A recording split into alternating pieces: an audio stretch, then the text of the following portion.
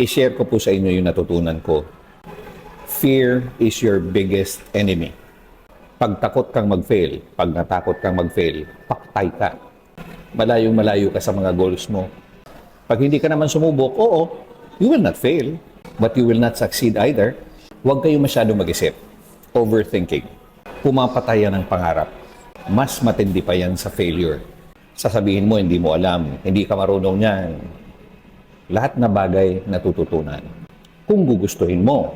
At kung minsan hindi talino yung kulang kulang ka lang sa tapang. Kung gagawin mo, it will not guarantee your success. Pwede ka mag-fail. Pero kung hindi mo gagawin, at ginawa mo naman pero nag-quit ka, garantisado ang failure dyan. Oo, tanggap natin, mahirap.